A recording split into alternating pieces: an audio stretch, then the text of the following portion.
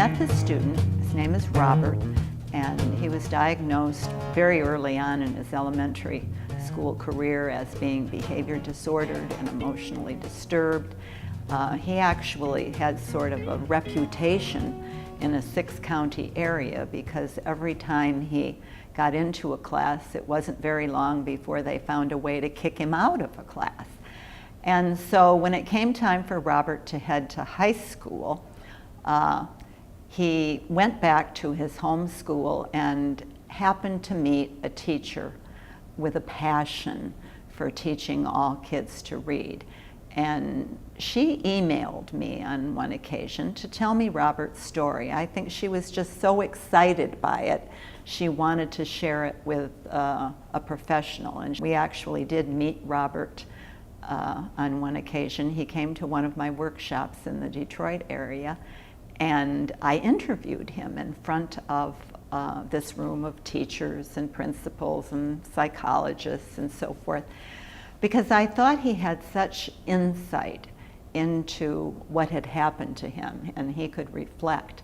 And so I said, Robert, if you could give some advice to the people here in this room about what happened to you and how you've learned to read for the first time as a freshman in high school when you entered Mrs. Taylor's class, and now you've graduated, you're about to graduate with a degree and a diploma and a trade. What would you tell all these people out here?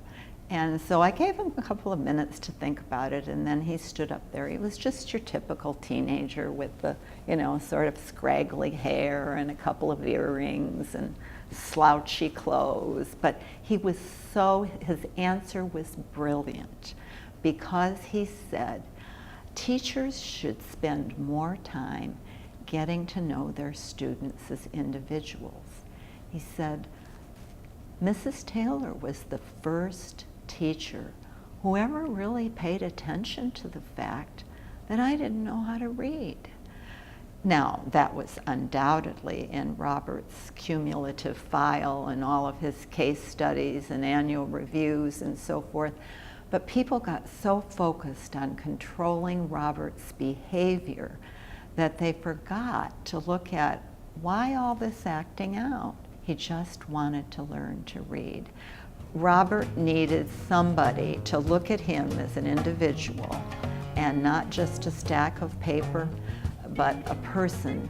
And his teacher found out what Robert needed and was able to give that to him. And that's made a tremendous impact on my life, because once you see just one child like Robert learn to read, then you can't say, well, we can't do this, it's too difficult. Once kids are in high school, it's all over. I mean, many people would have written Robert off as a dropout. And when you have someone with extreme anger problems and even violence that Robert had, looking at his future would have been pretty grim. The funny thing about it is that his teacher never had any discipline problems with Robert.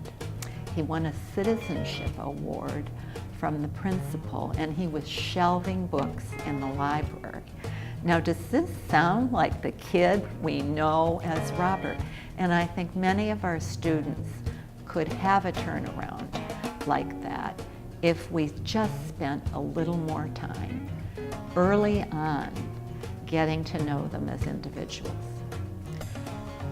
What I'm hoping to bring from Robert's experience to what I'm doing at Solution Tree is to help teachers see that if kids don't get it the first time, they don't have to just think, well, must be something wrong with the kid and I don't know how to fix it. Give them some options for looking at other ways to teach reading and helping them to do it in a way that's structured and will meet the needs of students at risk.